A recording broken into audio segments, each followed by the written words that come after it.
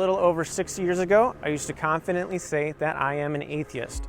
I don't believe in God or the Easter Bunny or Santa Claus or global warming. I wasn't raised in a Christian home, and my parents aren't Christians, and the majority of my family is non-believers. I'd been to church maybe 2 times ever in my life. I had no God in my life or no godly influences. My parents got divorced when I was in 2nd grade, and it was a very rough, violent, and confusing time for me. And I had a very disconnected relationship with them as a result of it. I just remember being very angry all the time. But I got kicked out of my house when I was 16. And I could stay with my mom sometimes, but most of the time I stayed with friends, or I slept in my truck, and sometimes I even stayed in my storage unit.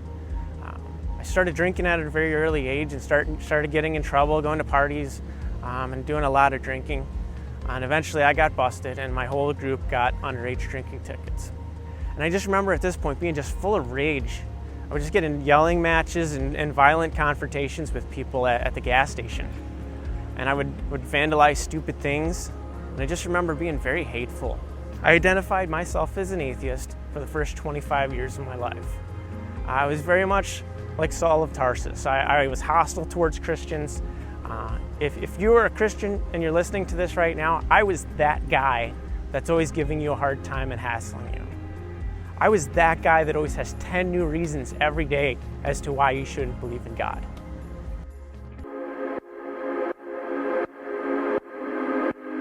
And God showed up. And God reached down from heaven and he put his hand on my left shoulder, just like this. And I just remember feeling the weight of God's hand grabbing onto me. And God spoke to me for the first time ever in my life. And this was before I even knew what the Holy Spirit was or any of that stuff. And God said to me, Matt, he said, we've tried this your way. And see what it's gotten you? And God said, today, you're going to be different. And on this day, you're going to start living for me. And I just remember tears rolling down my face when this happened. And God opened up my eyes and lit a fire in me. And God recommissioned me on this day. I changed my eternal address.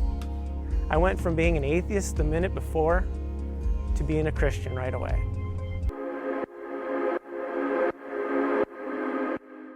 He started me out fresh, no more lying, and he gave me a clean slate. And God told me on that day that he had a better plan for me. And several months later, I met my wife, Amy, and we've been married now for almost 4 years. And I'm a small group leader nowadays, but the point is that person that you think is too far away from God to ever be reached might be closer than you actually think.